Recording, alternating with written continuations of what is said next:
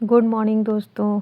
और अभी मैं स्कूल जाने के लिए रेडी हो रही हूँ। ठंड बहुत बढ़ गई है, तो अपने आप को ठंड से बचाने के लिए जितना ज़्यादा हो सके उतना कवर करके रखना होता है।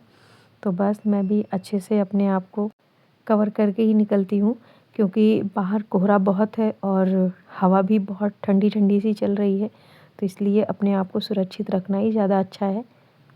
ठंड का मौसम हो और चाय ये ना हो तो सब अधूरा ही लगता है। स्कूल से आके बस लगता है कि फटाफट कपड़े चेंज करके पहला काम चाय ही बनाएं, और सीधे चाय पीने के बाद ही थोड़ी सी राहत मिलती है। तो बस मैंने भी चाय बना ली है और अभी चाय भी पी रही हूँ और साथ साथ आपसे बातें भी हो रही हैं। और अभी चलते हैं, फिर थोड़ा बहुत पढ़ाई भी करेंगे, क्योंकि ठंड बहुत ज़्यादा अब होने लग गई है। धीरे धीरे दिसंबर भी जाने को है, आधा दिसंबर तो निकल ही गया, तो ठंड भी बढ़ेगी ही। और दिसंबर और जनवरी ये ठंड का ही रहता है, तो इस समय ठंड ज़्यादा होने लग गई है। धूप भी नहीं निकल रही है, कोहरा खूब चारों तरफ, बस धुंध ही धुंध होती है।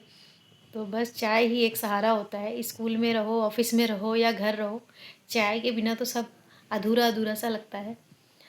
और इस ठंड में गरम गरम चाय का आनंद लेने के बाद अब पढ़ाई की तरफ रुख करते हैं, क्योंकि सबसे मेन जो ज़रूरी चीज़ है वही है। इस टाइम पे एग्ज़ाम देना है तो तैयारी करनी है।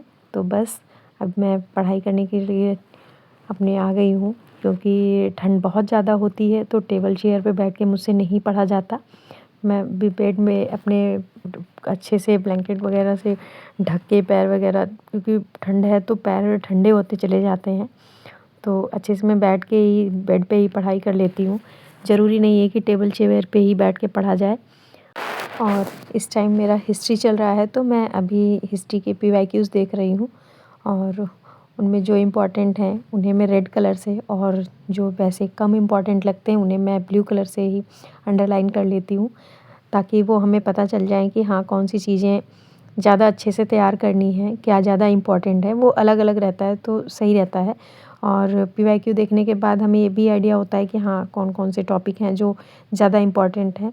तो बस इसीलिए मैं पहले भी पीवाईक्यूज़ देखती हूँ और उसके बाद मैं पढ़ाई भी करती हूँ।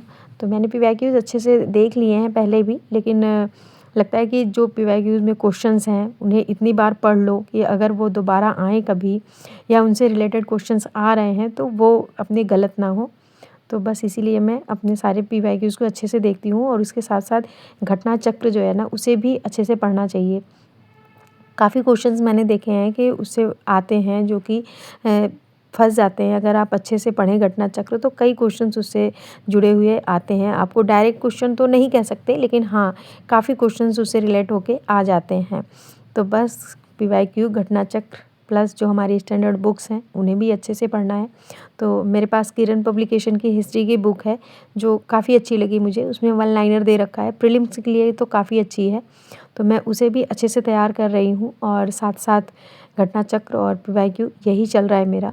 और हिंदी साथ साथ चली रही है, Hindi, English, maths plus CSAT में जो और सब्जेक्ट आते हैं उन्हें भी मैं तैयार कर रही हूँ, क्योंकि सीसैट जो है वो इम्पॉर्टेंट है। अगर वो हमारा क्लियर नहीं होता है तो जीएस हमारा कितना भी अच्छा जाए कोई मतलब नहीं रह जाता है। तो बस रिस्क क्यों लेना, सीसैट पे भी फोकस करते रहना है। बहुत लोग हैं सोचते हैं इन्हें लास्ट में पढ़ लेंगे, लेकिन ऐसा नहीं है। लास्ट में इतना टाइम नहीं होता, फिर सारी चीज़ें हौच-पौच सी हो जाती हैं। कुछ चीज़ें ऐसी होती हैं जो हमें याद करनी होती हैं, कुछ चीज़ें ऐसी हैं जिन्हें हमें प्रैक्टिस की ज़रूरत होती है, जैसे मैथ्स है। तो सारी चीज़ें आप तुरंत के तुरंत नहीं कवर कर सकते हैं। अगर हम पहले से तैयार करें ना तो एक माइंडसेट रहता है कि हाँ हमारा कम से कम तैयार है, ज़्यादा हमें मेहनत करने की ज़रूरत नहीं है। हमने टेस्ट ज्वाइन कर लिए, या फिर खुद से ही अपने घर पे बैठ के ही टेस्ट ला लिए और उसे करते रहें, तो सारी चीज़ें अच्छे से कवर हो जाती हैं, प्रैक्टिस भी हो जाती है। तो इसलिए तैयारी ज़रूरी है, शुरुआत से ही करते रहें। सीसैट के लिए 1 घंटे भी देते रहें हम डेली तो भी अच्छे से ईज़िली हो जाता है सीसैट, क्योंकि वो इतना ज़्यादा उसमें मार्क्स लाने की ज़रूरत भी नहीं होती है। 33% ही लाना है तो उतना तो कवर हो ही सकता है। अगर आप 1 घंटे भी पर डे देते हैं सीसैट के लिए स्पेशली, तो सीसैट आपका बहुत आसानी से तैयार हो जाएगा, और जीएस तो आप तैयार कर ही रहे हैं। फिर लास्ट में जब एग्ज़ाम आएगा ना तो आपको बिल्कुल बर्डन नहीं लगेगा, और सब कुछ आपको तैयार मिलेगा, और अच्छे से आपका एग्ज़ाम भी क्लियर हो